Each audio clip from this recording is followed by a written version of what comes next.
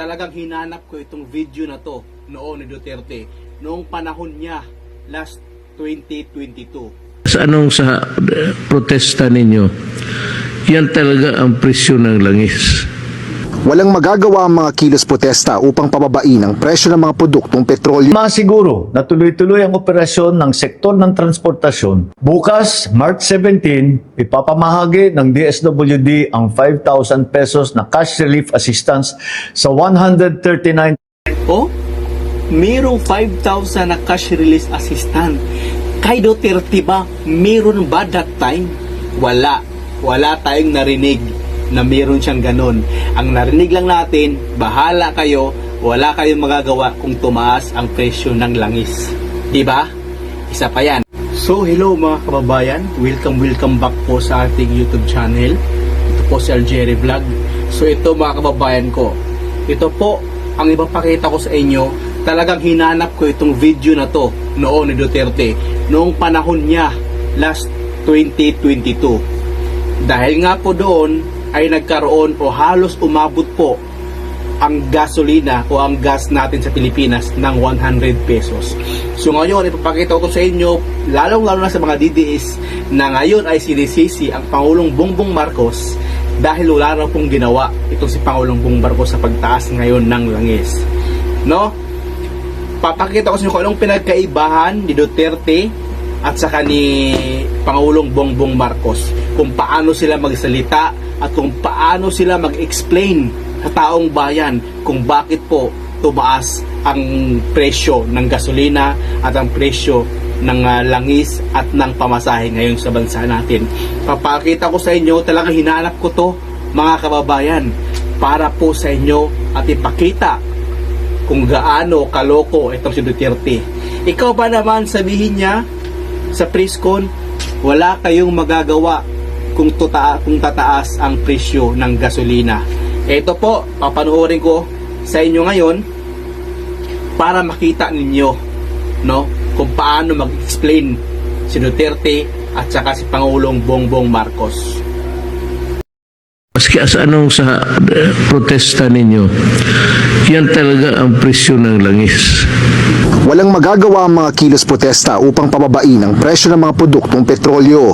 Po mga kababayan ko ay March 10, 2022. Yung po yung umabot po ng 100 o 99 pesos po kahit sa probinsya man. Umabot po ng 100 yung pagtaas ng gasolina. Kanyang Talk to the People kaninang umaga, sinabi ni Pangulong Rodrigo Duterte na hindi lang ang Pilipinas ang nakararanas ng hirap sa taas ng halaga nito punsod ng pagsalakay ng Russia sa Ukraine. Huwag kayong mga driver, pati everyone, huwag kayong maghinakit na tumataas ang presyo. Lahat ng sa mundo tinatamaan ngayon. Ipinaliwanag din ng Pangulo na hindi naman tayo maaaring mag-imbak ng maraming supply dahil wala nang sapat na kakayahan ang Pilipinas para gawin ito.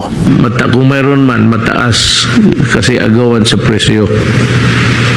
Hindi naman tayo mayaman, di murahan talaga tayo. Nasa isip ko lang mga kababayan ko, ikaw po, presidente ka Duterte noon.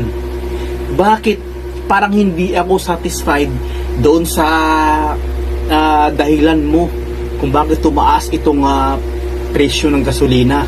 At ang sabi niya, wala tayong magagawa dyan, wala kayong magagawa kahit mag-rally pa kayo dyan. Wala tayong biruin mo partida.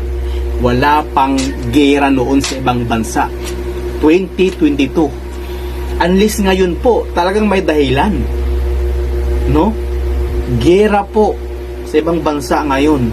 Pero noong panahon ni Duterte, walang gera. At bakit po nagtaas ng presyo itong gasolina? At walang maayos po na paliwanag si dating Pangulong Duterte, no, kung bakit. Kaya lang, ang sagot lang niya, wala tayong magagawa kung yan na ang presyo o tataas ang presyo ng gasolina sa buong bansa.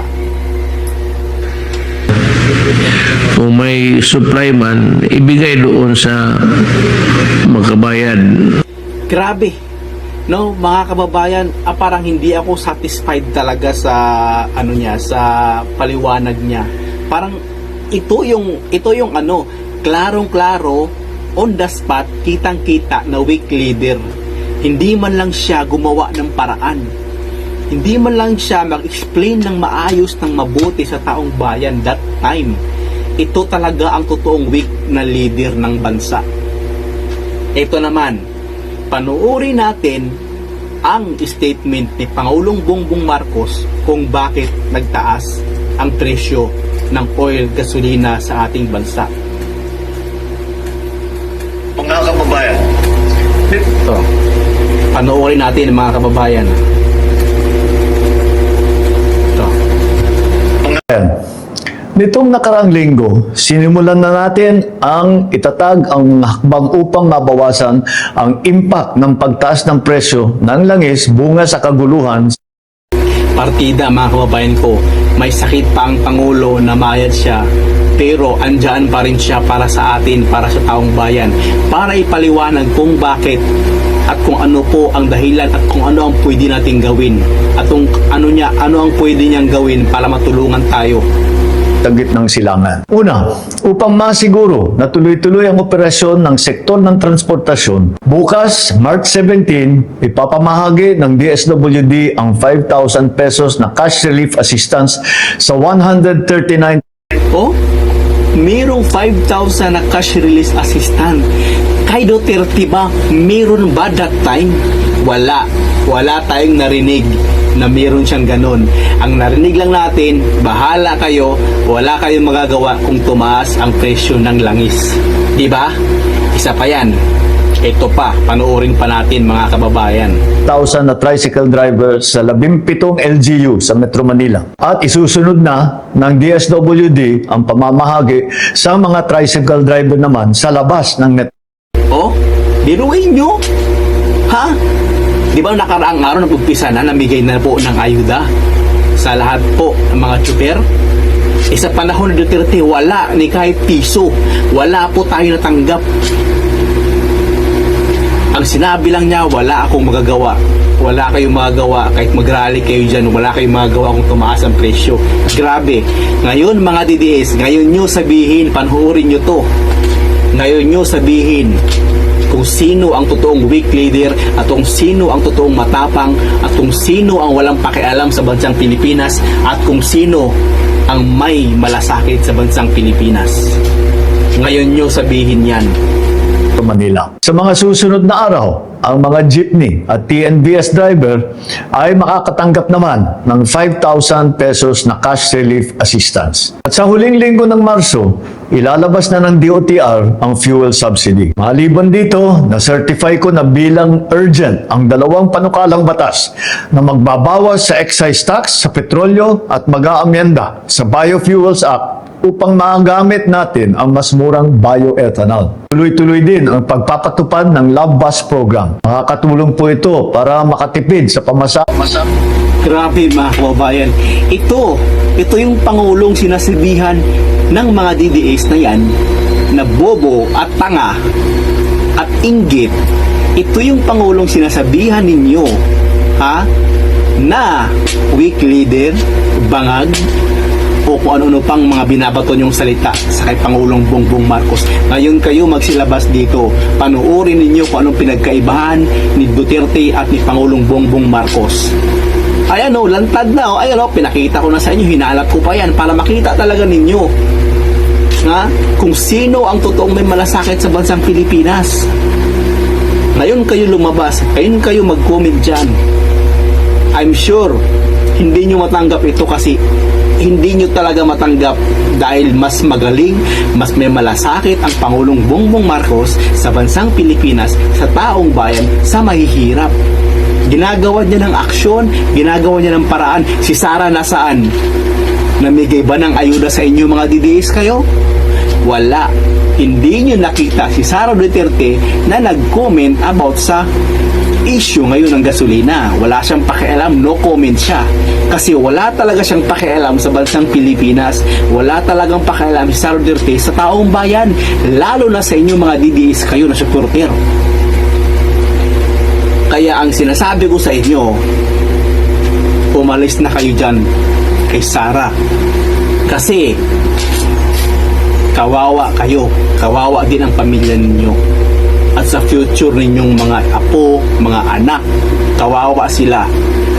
Dahil sa inyo, kabubuhan nyo, kaka-Duterte nyo, kakasara nyo, ayan ang nangyari sa inyo, sa kamag-anak ninyo, sa pamilya ninyo, sa future. So ngayon, sa ayuda ni BBM, nakaraan at ngayon, nakinabang din naman kayo mga DDS sa ayuda niya. O, di ba? Grabe to mga DDS na to. Grabe. Kung hindi lang mabait si Pangulong Bongbong Marcos, wala siyang pakialam sa inyo mga DDS. Yan ang tandaan ninyo. Diba? Yan ang Pangulo, mga kababayan. Yan ang totoong Pangulo. Panoorin pa natin para lalo magluwa ang mata ng mga DDS na to. Ay, gasolina ng taong bayan. Kaya't gamitin po ninyo ang libreng sakay sa Metro Cebu, Metro Davao at Metro Manila. Oh? Pangalo? Libre sakay sa Metro Cebu, Metro Davao. Di ba mga DDS dyan ng mga Bisaya? O, hindi ko naman nila lahat ng Bisaya DDS kasi ako Bisaya ako, pero dili ko DDS. Ayan, isa rin kayo sa mga magbibenefits nito, no? Kaya mag-isip kayo ng mabuti. Ay, at gasolina ng taong bayan. Kaya't gamitin po ninyo ang libreng sakay ng taong bayan. Kaya't gamitin po ninyo ang libreng sakay sa Pagpapatuloy ng DA, Department of Agriculture, ang pamimigay ng 3,000 pesos ng fuel subsidy sa ating mga magsasaka. Mahigit 26,000 magsasaka ang magbibigyan nito. Para naman po sa mga mangingisda, ang BIFAR ay magbibigay sa Webes, March 19, ng 3,000 pesos na fuel subsidy sa Pangulong Bongbong Marcos. Ang hirap kasi sa inyo mga DDS.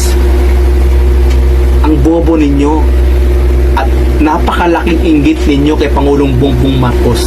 Naiinggit kayo sa kanya kasi ang dami niyang nagawa sa Pilipinas at ang dami niyang tinupad sa mga sinabi niya noong kampanya. Kaya para sa inyo mga DDS, kung ako sa inyo, wag na kayong magsayang ng oras.